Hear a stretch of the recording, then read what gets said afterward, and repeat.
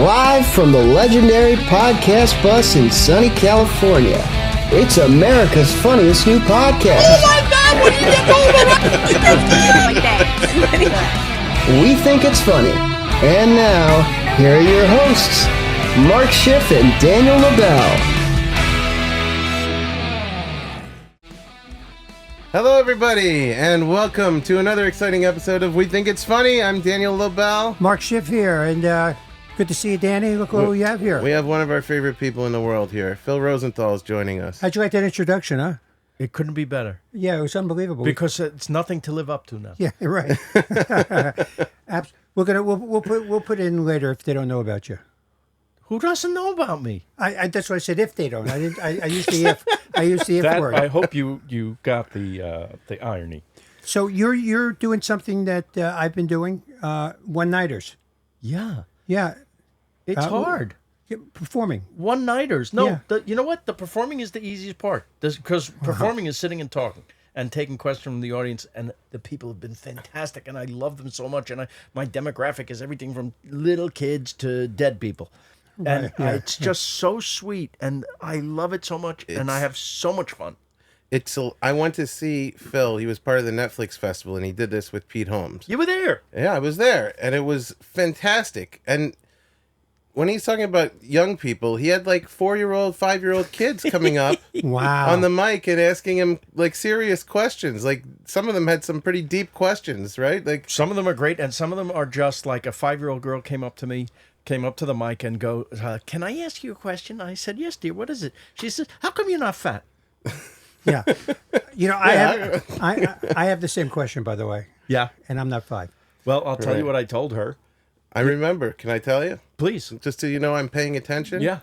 He said that in a dog food commercial, they starve the dog the entire day till they put out the dog food. Then the dog goes and eats, and that's what And he looks does on the excited. show. Is that what happens? Wow. Exactly. That's so it's like, is it I'm the dog. intermittent fasting? I guess it's unintentional intermittent fasting. Wow, that's a mouthful. Yes.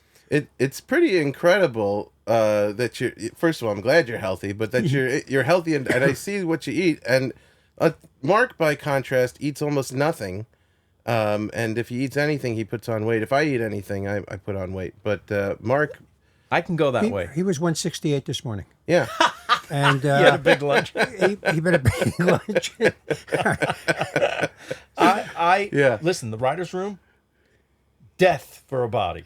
Yeah. Because the only snacks. sunshine coming in the writer's room is the menu. Right. Right? Because we called it the veal pen. Wow. And you're stuck in there all day, sometimes 15 hours. Literally, the only bright spot is where do you want to order from? Here's the menu. What do you want? Everything. You want dessert? Yes. Which one? All of them. And we get them all, and it's a food festival for those, for that half hour that we're eating. yeah. Life is great. And then before you know it, 30 pounds heavier. Wow. And when I was 40, I got like a kind of scary, not scary to me, Yeah. because I'd never gotten a bad report from a doctor before. Right. Hey, your cholesterol's kind of high for your age. So I, like a nervous Jewish person, I flipped out and I did everything I could to lose that one. And I have kept it off, but it's a struggle as you get older, especially Right. hard to keep it off. It's very hard. I know. I lost 50 pounds. And Wow. Yeah. And it's a struggle every day to, not overeat and do it. So, wow. Popcorn, eat popcorn. Mark How and was I, your craft table, by the way, at the show? At Raymond, Yeah. I want to tell you, and I'm not bragging, the best in town. Because it was important to me. Because the Army travels on its stomach. And if you can feed people nicely, They love you. at least. Yeah. Right. At least, if my script may be terrible, you might be working on a terrible show, but you can't complain if the food is good. Right. The muffins are incredible. The muffins are nice. We would bring in, by the way, Ann Sather's cinnamon rolls from Chicago. Do you know this? No, I don't. I shouldn't tell you about it. Yeah, don't tell me. I'm trying to Leave them live. alone. But we would order in deli from New York once in a while. Wow. Joe's stone crabs from Florida. We'd get the hammers from the shop and put newspaper down on the writer's table and crack bang and open these crack. crabs. Sure. Once a year we'd do that. Unbelievable. Okay. Bringing in and then deli from New York, that is Why don't you reboot the show and hire me? What do you Okay. think? That's Okay. by the way. Just I, for I that. know this is a tangent, and I've said it to you before, but The whole show's a tangent already. Yeah, exactly. But I think to me, Everybody Loves Raymond is the best sitcom to me that I've ever seen. Because Wow. That's not a tangent. That's because I think the whole show should be him saying this. the entire show, besides being hysterically funny, is unbelievably believable, which I love about it. You know Like, why?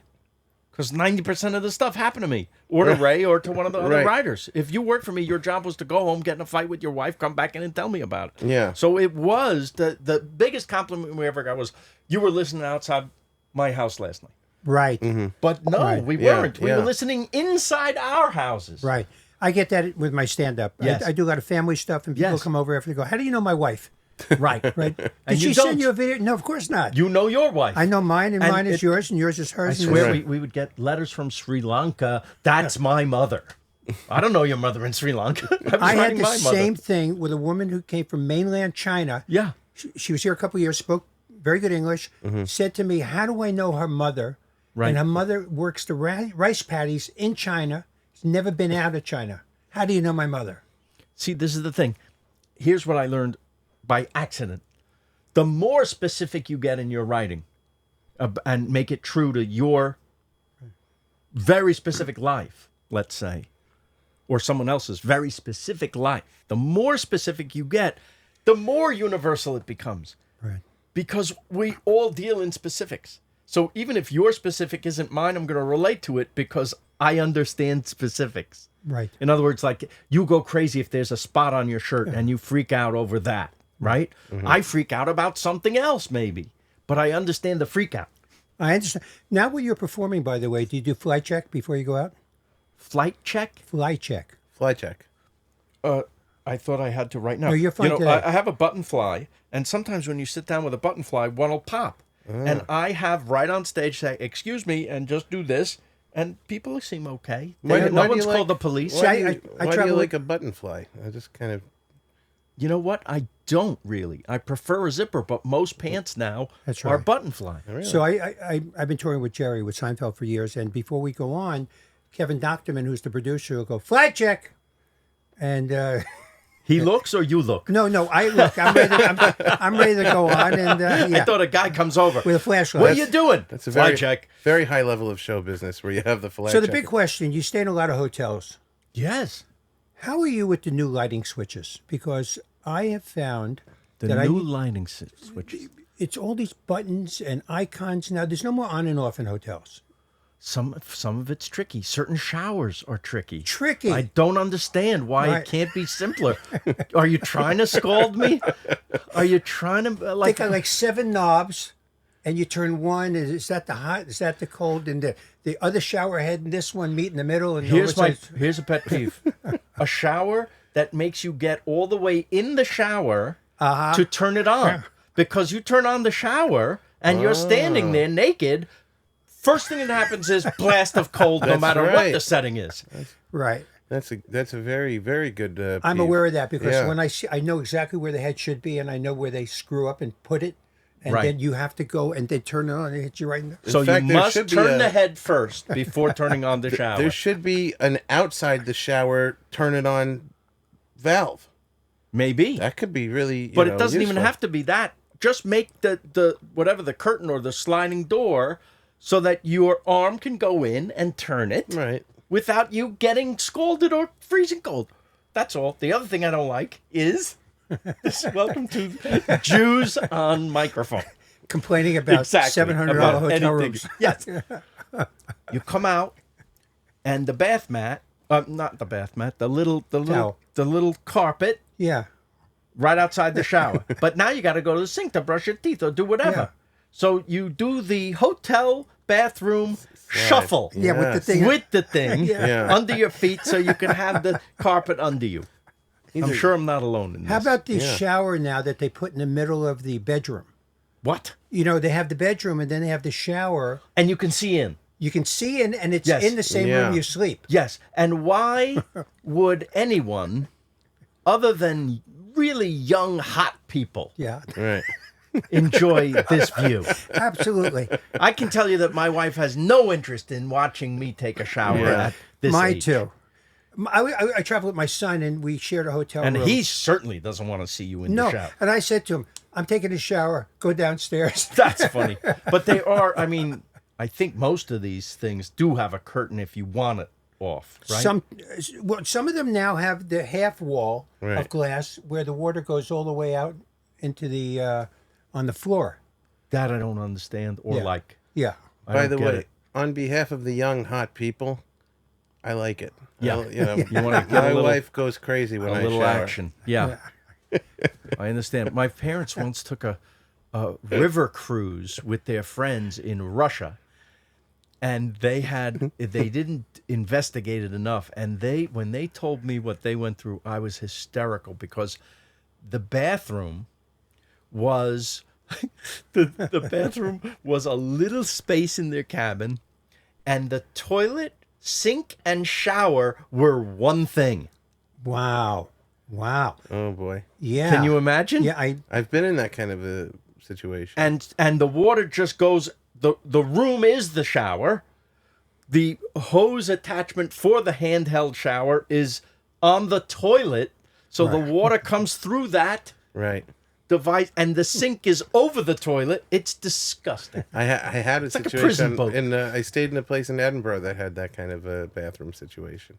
It's terrible. I do like, though, in Japan, because they conserve space, and the sink, this is genius. The sink is over, so they have hot and cold water over the toilet so that you wash your hands after you go to the bathroom. That water becomes the new water for the flush. Wow, that's pretty That's good. brilliant, That's I think. Yeah, that's very And good. they have everywhere has the Toto toilet. The Toto toilet is the greatest invention. Yeah. I try to convert everyone to Right. this. I got one. Mark has one. He wrote an article. Do you about have it. one? I don't have one. It's like having It's a nurse. Yeah, it's unbelievable. It's so fantastic. It And sprays, it it talks, it- like you're nice the king. It heated opens seat. up when it sees you. says hello. Yeah. Then a little hose and a little dry. Warm air, dryer. a warm fan. It's a beautiful It's thing. a You could beautiful sit there thing. all day. But there are friends of mine. I read War and Peace on there. I would not leave. It's the comfiest chair in the house. You should invite me over to this toilet sometime. I got to tell you a story about the toilet because I got it, changed my life, the greatest thing ever. I agree. Now, my wife's parents, getting on in years, they needed a little extra help with everything. So I thought this toilet would be nice for them. Yeah. So I get it for them. Now, Monica's mom has church ladies over after Mass on Sundays. And they have tea and cookies, and they're very nice. So she had them all over, and she said, "You won't believe this new thing we got. My son-in-law got me the Toto toilet." They said, "What's that?" They said, She goes, "You all have to try it." And one by one, the church ladies went in, and one lady was taking a little longer. And when she came out, she said, "Is everything all right?" And the lady goes, "I think I have to go to confession." Wow. It's Right? Been a 'Cause while it sprays. for- It can yeah. spray I'm starting front, to see why you front haven't- and back. Now I get why you haven't invited me over for the toilet. You've got a relationship going. I did try to show somebody how to use the remote, and it squirted up out of the toilet. Hilarious. Yeah, it really is. It's one of those. But Does it I think change that's color lights? Does it have Yes. that? Really? You could. yeah. I think Yes. that some you get as fancy as you want. a You can disco. also It's like the Bellagio. go on Amazon, people, and get just the seat, The seat. which has everything that you need, and just it goes on Over. your existing toilet. You don't have to 400 buy the whole thing. $400. I got the Not, seat. I think not even some of Yeah, them. yeah. So it's basically a bidet that attaches to your toilet. Yeah, it's. But my friends say that I don't like that. I don't want anything going up there. I'm like, let me ask you something. If you had some schmutz on the wall, Yeah. what do you think would do a better job? Wiping it with the tissue or spraying it with the hose? What do you think right. would? Right? Yeah. No, listen. I got it. It was recommended to me, and there's a movie now about a guy that cleans those in Japan. It's by a German filmmaker. yes, I heard I this. saw it, and it was really interesting. Was it great? Yeah, it was a terrific movie. Well, this guy, he's very satisfied with his life. He cleans toilets in Japan. But by the way, it's not as disgusting as it sounds because the Not at all. toilet cleans itself. Yeah, no, So it's a good gig. Yeah, Yeah. people, it's If you're incredible. going to clean toilets, you want to clean the But toilet. his whole family thinks it's beneath him, but he doesn't. It's a wonderful story. Wim Wenders, I think. Wim Wenders, that's Yes, it. Made Wim it Wenders, yeah. a movie that people only talk Japanese in. That's all right. Yeah, how's that I work? can read Right. subtitles. I'm fine with that. You know what just hit Netflix, by the way, if you want to see a great film? It's called Godzilla -1. I saw it What'd you in think? the theaters. Just terrific. Spectacular And then they movie. released it What's it about? in black and white. That's right. So, what's it about? It's about. So, at least tell me if I'm right about this. So, after World War II, Japan said they were at year zero. They had to start over. Godzilla was a product of the radiation of Hiroshima and Nagasaki, and is a metaphor. And the first time he appears, which is this, it's like a prequel. They call it Godzilla -1, so it's less than zero. And it is so well done. And Yeah. I finished this movie and I go, wow, I wonder what the budget of this thing, because it looks spectacular. I honestly thought, I've never been so wrong. $300 million, I thought. Yeah. Because right. that's what these It's things gigantic. cost now. That's on a big screen. It's unbelievable. And you know what the budget was? I heard it was low. I don't know what. 15 million. The unbelievable. guy who wrote it and directed it did all the special effects himself on his computer. Wow. And I it didn't looks know that. better than all these giant CGI monstrosities Yeah. that they make that make no money now. These movies are dying. Of Because course. you already know how it's done. You already know, it used to be in the movies, we love saying how'd they do that. Now you know how they did it. Right. With the computer. Yeah. But this guy did it in such a way that made it new again. I hear Godzilla never steps on anybody that you like. That doesn't deserve to be stepped on. He just keeps stepping on Well, that's people. a lesson for life, isn't it? Don't No, step on step people on that- everybody. Step on. Take. Aim high. Aim high. Aim above you. Never shoot lower. So we have, by the way, Wednesday we're taping George Slaughter. Ah. You know, you must know him. I've met him several times. Yeah. Sure. Amazing. Yeah. He's a nanogenarian, Wow. Is that 90 up. okay? I just learned that today, by the way. Really? We were just at the Austin TV Festival where we saluted our friend Norman Lear, Right. who was a centenarian. Right. He Right. reached 100. 101. Amazing. And He said still he going wanted the whole to. time. He wanted to reach 101 to prove he could do it, and he actually said this to his friends. I don't need 102. What's the point? Right. That's where I saw you at George Shapiro's Yes. memorial. And he was there. Norman Lear, Dick Dick Van Dyke, Mel Brooks. Mel Brooks. Unbelievable lineup. One after another got up on stage. Unbelievable lineup. Yeah, I was there. I had to speak. I was nervous. I've never been so nervous in my life with all those people. Did anybody come up to you afterwards? They were happy. They were happy. And of course, Jerry closed. Closed it. And That he was gorgeous. I thought he was like best ever. It took some set of noggins to close that show. After But he can do it. he can do it. He's Jerry Seinfeld. Yeah. He can do it. So tell us about your show. What do you? First of all, we were talking today about pitching the show I said of it's yours. the most brilliant idea for a show ever. I mean, Good. I'd like to get paid to travel, eat in the finest restaurants, take my family. What do you say? Sounds good, right? And you would think, I did a sitcom that did okay, that they give you whatever you want. Right. So from the time Raymond ended to the time that show was on PBS, because no one else wanted it, was 10 years. 10 years of trying very hard to sell that show. I did finally sell it. I sold it with one line. I said, I'm exactly like Anthony Bourdain if he was afraid of everything. And they understood what the point That's a of great view line. of the show was. But it took 10 years. We went to every cable station, every network. Nobody wanted it. And by the way, I'm pitching myself as the host. Why would they want this face on there? Nobody knows who I am. You're supposed to be behind the scenes, right? And during that time, Larry David comes along and does it. Right. So it's this like my version, except I would call my show "Why Curb Your Enthusiasm." Why not? What? Why Curb Your Enthusiasm? Yeah. That's great. But was this the only idea that you wanted to pursue after Raymond? No, after Raymond, I thought I'm supposed to do sitcoms. Right. I guess that's what the world wants from me. Right. I've been on Raymond for 9 years, all 9 years of it, and we ended it the way we wanted to end it, which was a luxury and great. And I thought, okay, I should write another one, and I did, and nobody wanted it. What was the next one? Spin-off of Raymond. Of Raymond. Okay. CBS didn't want it. We talked about this a little Yes, before. yes. How is this possible? Okay, the business changed in the 9 years that we were doing Raymond, and everyone wanted something like Friends. They want young, hip, edgy shows. They also thought that Friends could be replicated, which it couldn't. Right. God doesn't give with both hands, meaning the funny people usually aren't the cute, adorable, great-looking people. Right. On Friends, they had both. Right.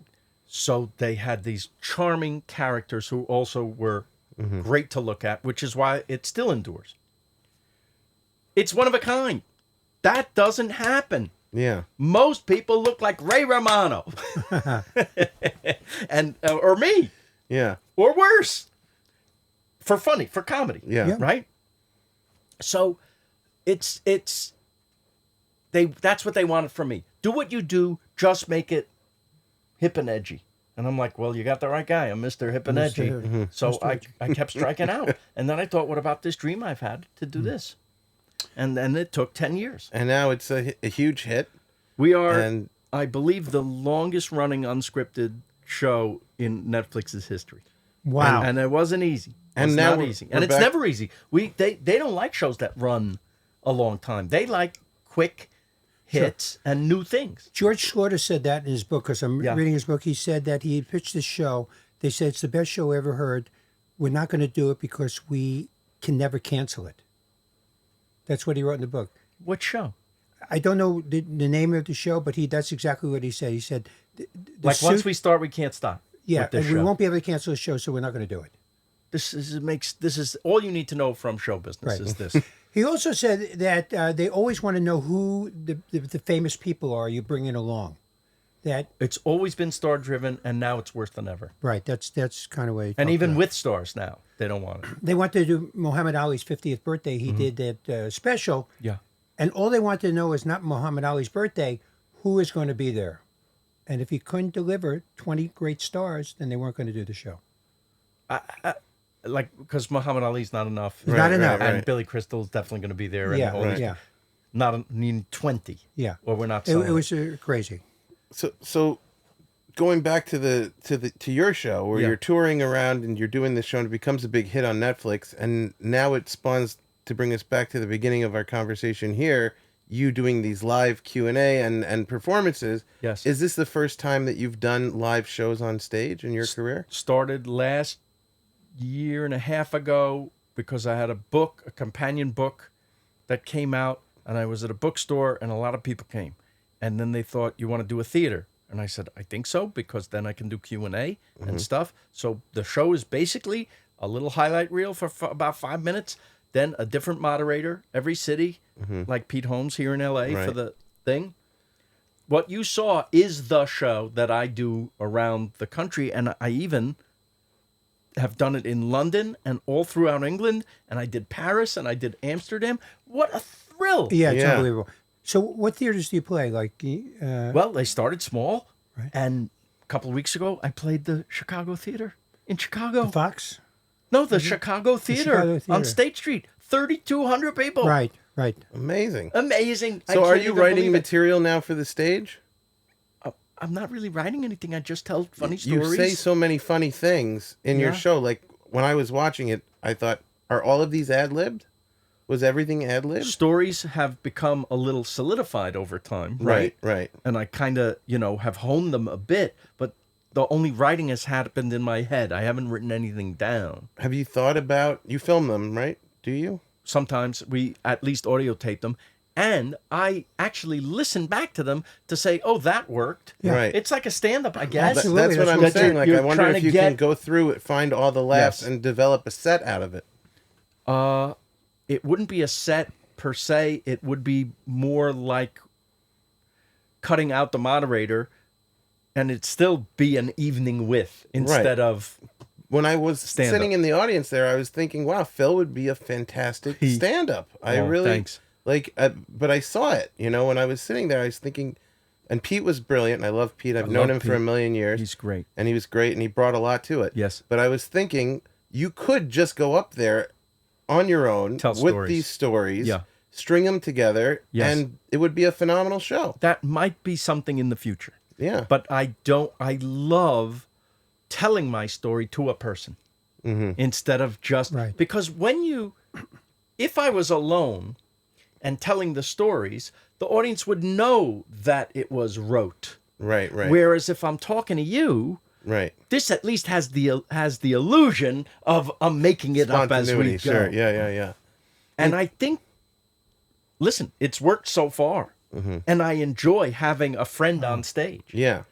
And it's nice. There's And by the nothing way, wrong with that's- it. It's great. And that's half the show. Yeah. And the other half really is me with the audience. But that's completely spontaneous. Right. Because I don't know what they're going to ask me. And some of them are so funny in and of themselves, you don't even need me because they're hilarious. I remembered another one. A little kid goes up there and just asks him, Phil, what's your favorite color? Fantastic. It's fantastic. I just love it. And My- were you there? I think that was L.A., where the lady was like, where am I supposed to go in Sweden? Because you haven't been there Right. yet. Yes, that was in LA. Wow, And blaming I'm you. trying to, I'm like, I don't know. You become a travel guide. Yeah.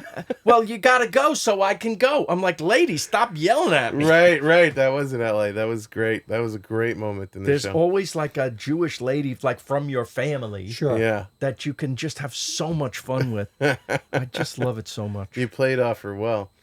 It's just like my mother's friends. Yeah. And Phil wrote this book, just try it with his daughter Lily, and Yes. and I read it. It's one of my kids' favorite books. Oh, that's nice. How old Sometimes are I your do kids? it. I probably shouldn't even tell you this. Sometimes I do a Phil impression when I read the book. But Let me it's see. not that great. Let me see. See, I shouldn't have said it. Yeah. Okay. Just try it. Just try it. That's completely offensive. Yeah, I you go. hate that. You're done. He's never coming back now. Look at him. It's over. Get the hell out of here. The people send me videos Yeah. of their kids imitating me. Yeah. It's very insulting. It's the sweetest thing ever. I It's the never- Well, sweetest you have thing. a childlike quality to you. I guess I do. You do. There's an You're not. enthusiasm. You're the opposite of frightening, Oh, thanks. which you have to be in order to do what you do successfully. Stand-up comedians, when we come out, Yeah. they have to like us immediately. True, but people have different personas.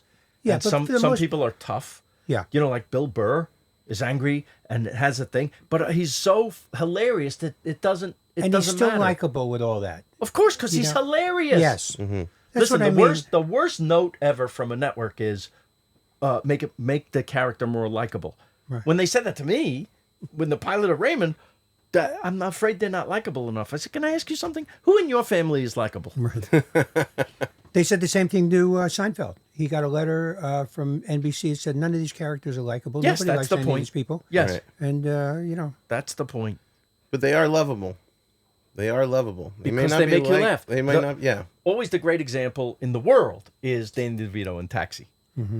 yeah, yeah. The biggest troll ever, hates everybody, hates everything. screams, yells. Mm-hmm. Couldn't be more of a quote unquote hateful character. Mm-hmm. Love him, favorite character, Right. because he's the funniest one.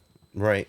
Do you think being so short helped that character? Of course, Yeah, the whole pilot was set up for that reveal. I didn't know that. So you see, remember his cage that he was getting Sure, in, sure. and you had to go up to the cage, and he was above you, and he was barking orders rah, rah, rah, like Right. this, and then at one point the door opens and he comes out and he comes up to everybody's waist. Right, right, Biggest laugh in the pilot. right. You hear these stories about Mel Brooks where he would get notes from the studio and then he'd say, yeah, I'll do it 100%. Then he would just not do them. That's in his autobiography. It's so fantastic. Did you do that when you got notes doing Raymond? Is that how you? I handled it? learned. I didn't do what he did, which was over the top hilarious. The story you're referring to is went to Blazing the first Saddles. reading of Blazing Saddles, and it was the first, and it played like gangbusters. But waiting for him in the lobby was the president of Warner Brothers, Right. who hadn't seen it yet, and he goes, "Pretty good, huh?" And he goes, "You can't say this word," and he goes, "You're right. Out. It's out." And he says, "And you can't have people farting? Yeah. That's family. You can't. You're right. I don't know what I was thinking. I'm an idiot. It's out." And he said yes to everything. You can't have somebody punch an animal and out. Keep going. And Yeah. the guy gave him 100 things, and he wrote them all down and said yes to everything and changed nothing. Right. Right. Right. So I always say, and I mean it. I actually do mean it. We're going to take a look at that. Because it behooves you to look at it, because the first people to see your work is the studio or the network, and you want to come across to people, and they are at the very least, I think, people. Yep. So their opinion is as valid as anyone's, but if it's crazy or you sense an agenda that this is not about comedy, this is about some bullshit agenda that they have, Right. or something they learned in studio school to give that note like likable. Right. Yeah. You don't do it. You do. The best advice I ever got was from Ed Weinberger.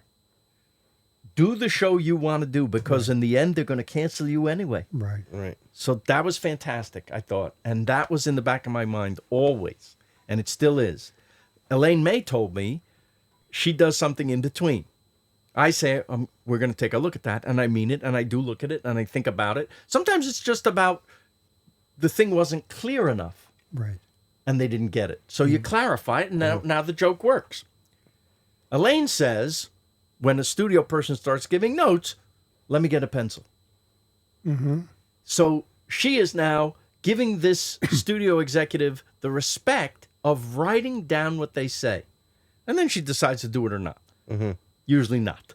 So a lot of it is ego. It's just managing ego. Well, a lot of people have to, in the Mel Brooks, I think it was Blazing Saddles, he's the governor. He goes, "We have to protect our phony baloney jobs, gentlemen." So these people, their job is to give the note. They have to give a note, Right. even if it's good. Yeah. They have to say something to justify their phony baloney job.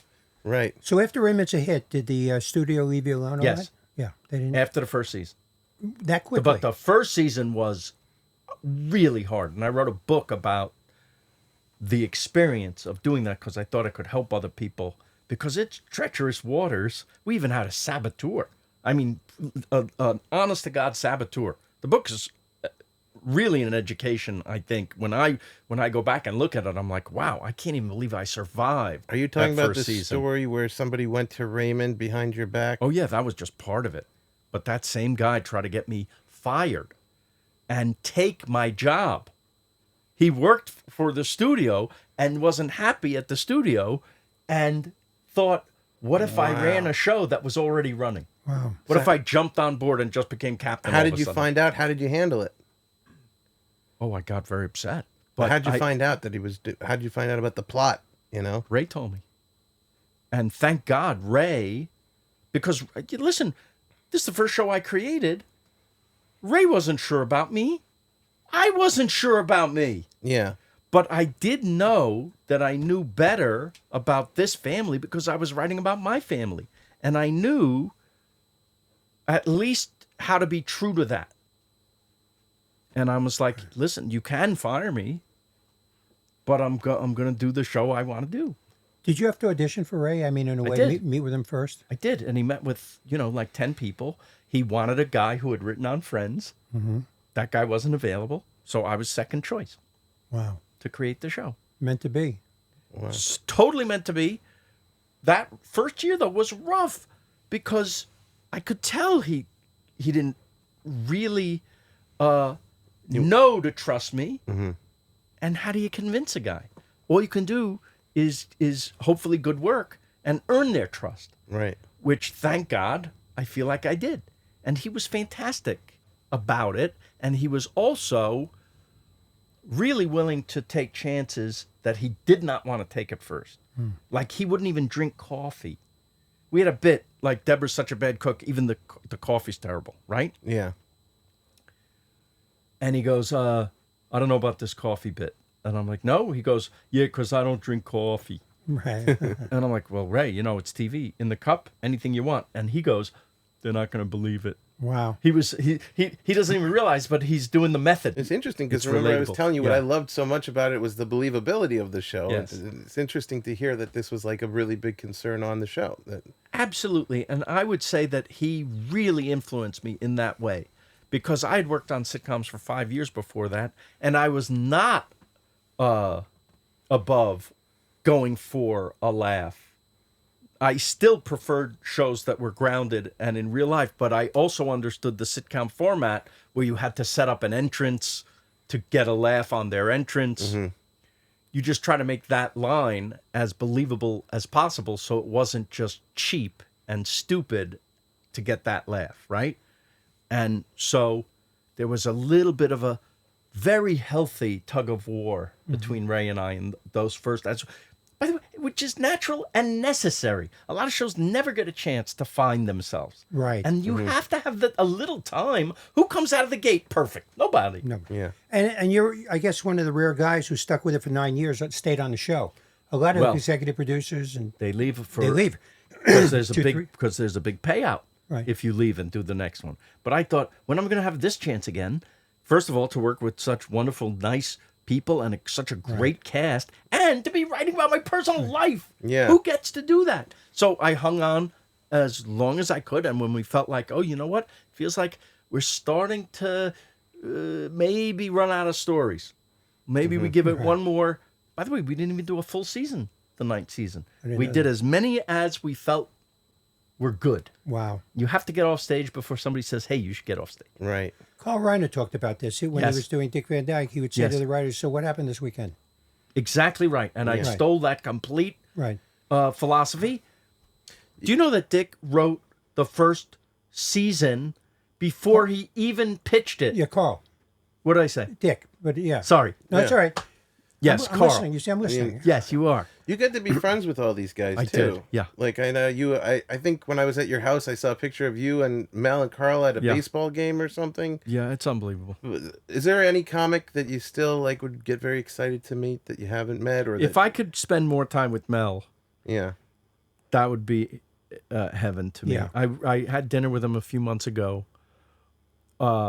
We went to Carl's daughter's house for dinner. After, Mel and Carl would sit and have dinner every night. At They his were house, both right. widowers, and they would set up their TV trays, and Carl's nanny would make them dinner, and they would eat next to each other. And they had a big screen TV, one of those rear projection, big boxes Yeah. TVs. I said, what would you watch? And they go, we like movies with the word secure the perimeter in them. right.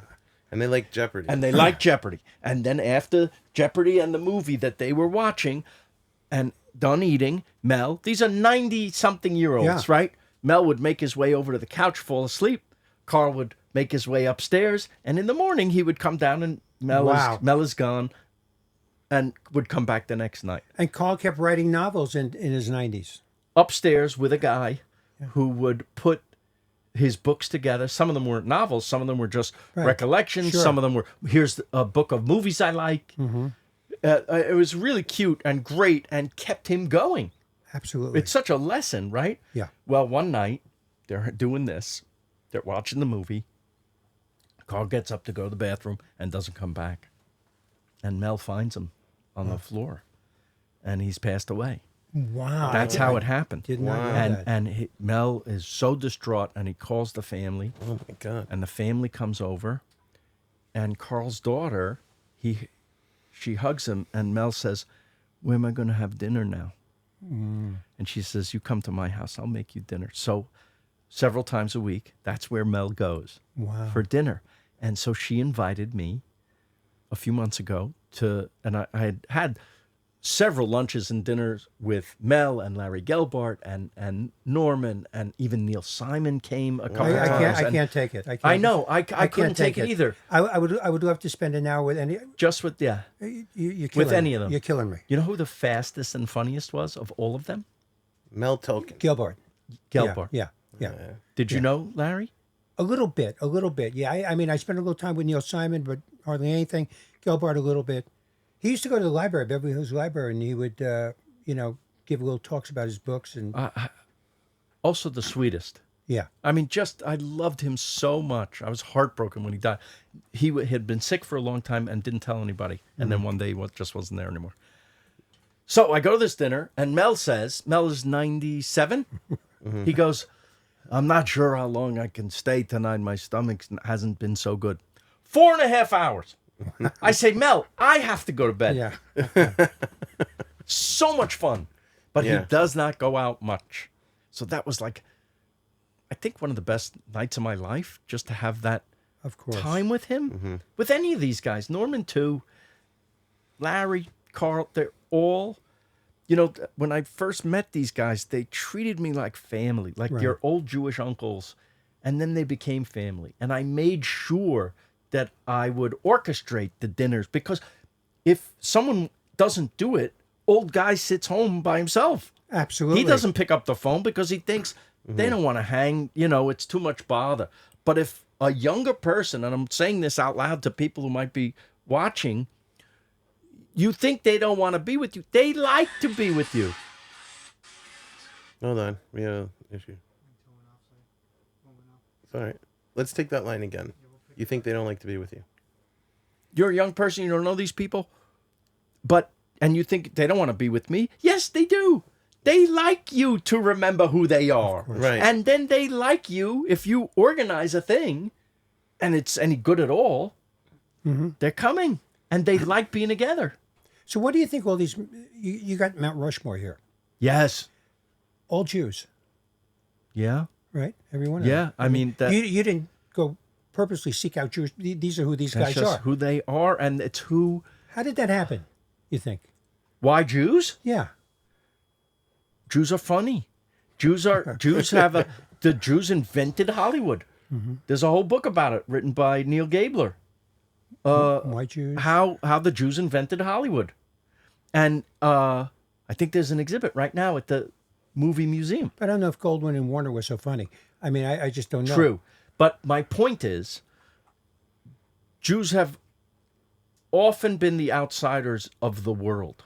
And so sometimes, and I see this even in cooking, and chefs around the world, the outsider has the lens on the scene that maybe you don't have being inside the scene. Does that make sense? Not exactly. Okay, so like Might be me. White Christmas, that beautiful Christmas song, maybe the ultimate Christmas song, was written by Irving Berlin, a Jewish guy. Yes. He sees what everybody seems to like about Christmas and what he would like about Christmas if he was a Christian, Right. and writes it. I had a burger in Dubai from a Syrian chef. Best cheeseburger I ever had in my life. An idealized version of a cheeseburger made by decidedly an outsider who didn't grow up in America, Yeah. but recognized what's great about the burger Right. and did it perfect. That can happen. Have you had anything on the show when you're filming? A chef Yes. works really hard, brings Yes. it out. Yes. It's terrible. Yes. And you have to sort of Yes. fake your way through Yes, I will always be polite. it. Yeah. And if it's not, listen, it looks like I like everything, right? People say it looks like you like everything. Yes, I like everything I put in the show. If it's really bad, it's not going to make the cut because, yeah. listen, I have to be honest. If you see me just go, Right. nice, maybe that's in there. But you can tell when I really love something. But I'm never going to go, this stinks, what's wrong with you? Unless it's an ingredient that has nothing to do with the chef's preparation. Like I had this 1,000-year-old egg in Hong Kong. It's not really 1,000. It just tastes that way. It's a Chinese delicacy, and you're supposed to take just a little sliver of it and put it in the hot pot with the rest of the stuff. But I popped the whole thing in my mouth because Wow. I'm hilarious, and it was it was so awful that my brother, you hear him laughing off camera. He's the producer, and we kept it in because it's too good to take out. Yeah. Amazing. Yeah. I thought it was 1,000 years, the egg. I had no idea. You just busted it. So what they do is they take an egg, a fresh egg, and they coat it in lime and ash, which is, you know, not the lime like the citrus lime like you when you bury a dead body, and they coat it in this, and then they stick it in the ground and bury it for weeks to months, Wow. and it hard boils itself. So you get a solid egg, but when you cut this thing open, the white of the egg is a brownish orange and the yolk is a bluish green. And I put an entire half an egg in my mouth, and the first thing you taste is very, very rotten egg. And the next thing you taste is ammonia. Wow. My wife throws away something that's one day expired. By the way, expiration dates are bullshit, you know. Yeah. Yeah. A lot of times, you don't have to be afraid of that expiration date. You smell it. Does it smell bad? Throw it out. Yeah, that's it's good, the way it's we good. throw it It's up. like a That's lot what- of it's like a lot of notes from the studio executives. They're there because they have to be there. They have to be there, yes. Yeah. It's amazing to me that the only time you got sick was in San Francisco. That's right. San Francisco, in all my travels, the only bad night, and I mean bad, I coined a term that's now in the New England Journal of Medicine, bush gush. And bush comes out the mouth, and gush you can Comes out, imagine. yeah. Yes. Was good. Yeah, and the other incredible thing, and I feel I'm a little bit torn because I'm such a fan of what you do, but I don't like to sit here and be a fan. I want to, you know, but Go when ahead, critical? do Go it. ahead. Yeah, I'm being self-critical, but the truth is, I just have nice things to say. And, That's nice. And one thing is, I loved your parents. I loved your parents on the show. I was sad, and I wonder, you know, most people when they lose somebody, a family member, they're mourning themselves or with their immediate family. I feel like probably millions of people mourned the loss of your parents when they passed. It's very sweet. I loved having them on the show. I love, you know, listen, I've been mining them for comic material for years. They were a huge influence on Raymond too. A lot of the stuff that you saw on the show, they Sure. did.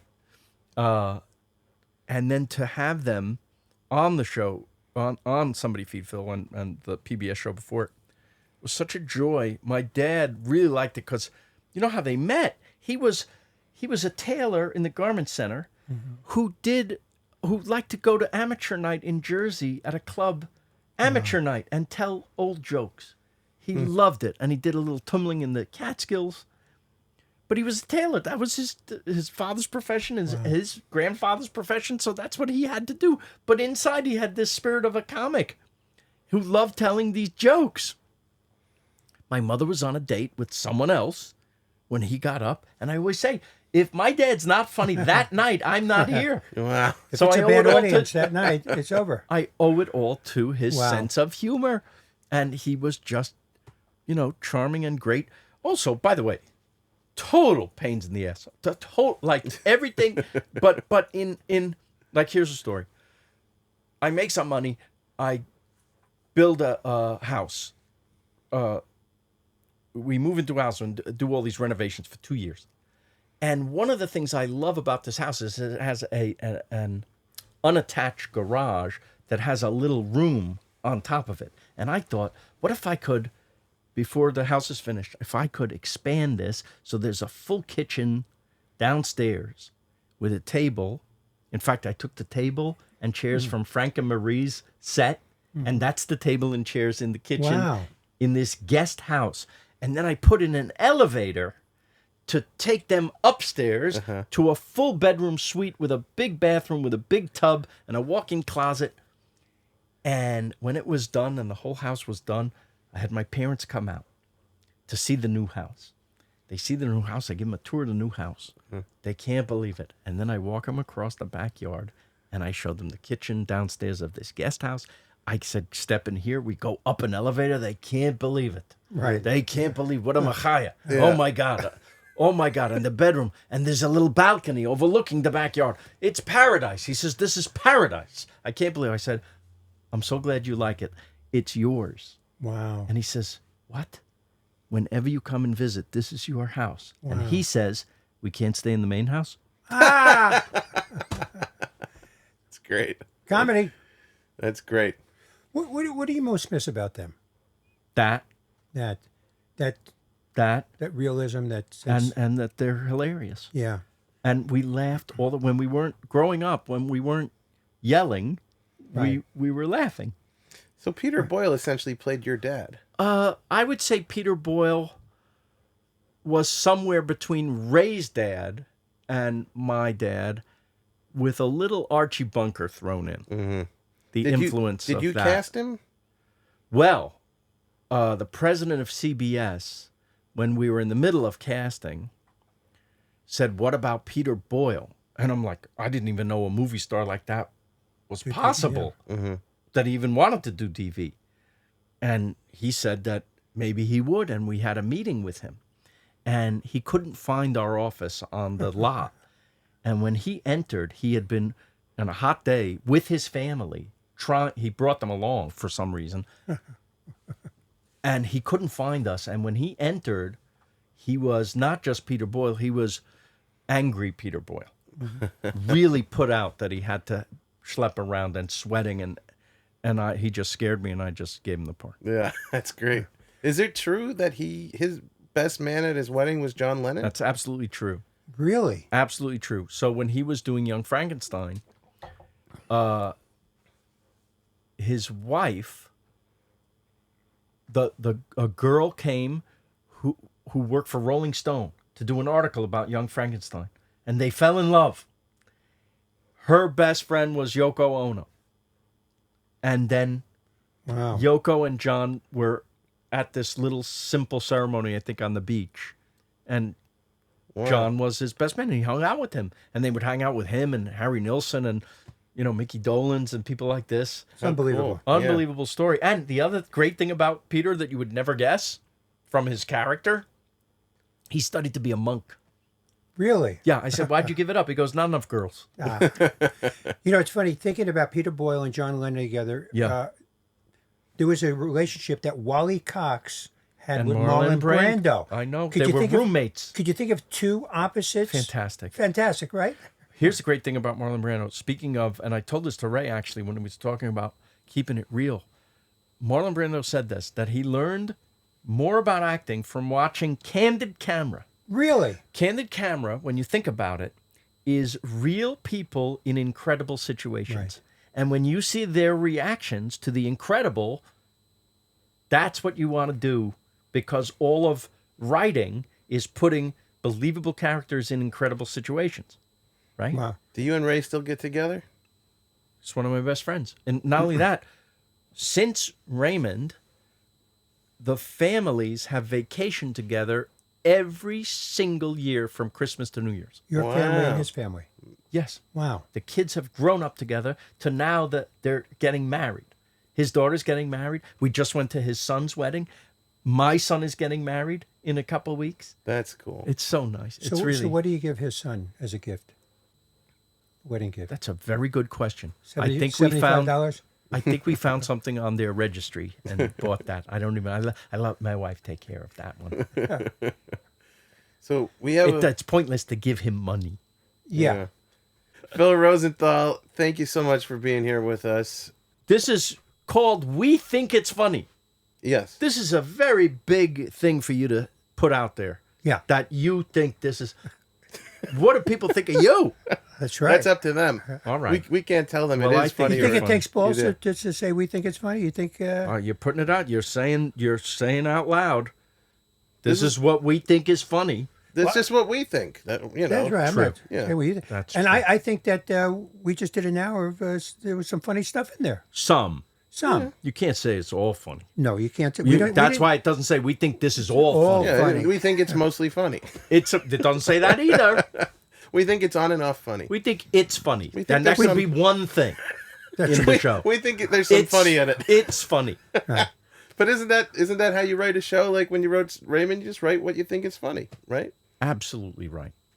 So you are putting it out there no matter what you do, whether you say it or not. So you may Yeah. as well say it. May as well say it. Now I'm with you. I've converted. Thank you. Well, we'll get canceled doing the show we want to do. Good. Thank All you, right. Phil. Phil I love you. Rosenthal, we love I you. love Thank being you very here. much. Thank you. I have to say the snack's not great. We have a I don't snack for you. Wait a minute. I don't see Wait any. a minute. There was the catering here is Wait a Yeah, terrible. it minute. is. I don't need anything. I'm kidding. Hang on. We got something. What do you got? What, a gift bag? Yes. Wow, it's a little black bag, everybody. But open And it up. inside is a cookie. Oh, I had lunch with Jerry Lewis once, Yeah. and dessert came to the table, and he said, "Cookie, I love a cookie." This is called the Kosher Cookie Company, and this is an iced sugar cookie. Look at this. Have you shown this to the people yet? No, this is brand new. Brand Really? new and For me? fresh. For you. I'm going to bring it to my wife. I'll show you something. By the way, it has your pictures on it. Right. Yes. You can bite into our faces. Wow. Put a bit of cannibalism. Never hurt I'm gonna- anybody. And you get a mug. Oh, and I get the We Think It's Funny mug. Yes. Yes. I'm excited. I'm adding it to my collection. Oh, and look how You can scan hip that. you are. You scan it with your thing, And you can- get what, nude pictures? Yeah, You guys- mostly of Mark. Yeah, me showering in a Send you hotel room. something here. Good. Yeah, it's you got some fuzzy thing there. That's so- all right. So, I love this. Yeah, so there you go. A nice fresh cookie right I off love the, it. the I cookie love it. presses. You have a deal with the Kosher Cookie Company? We have a deal with the coach. We only strike the biggest deals on this show. Yeah. We don't want Kodak or Exxon. We want right. a The cookie. Billy Crystal bit on SNL when he would do Joe, what was it?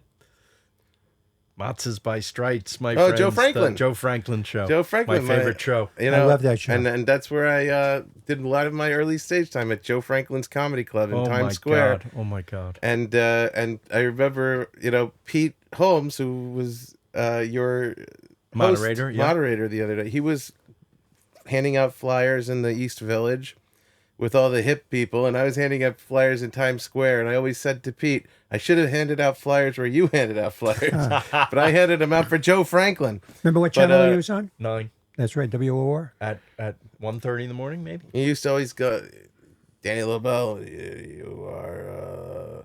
No, you go. You go, come here.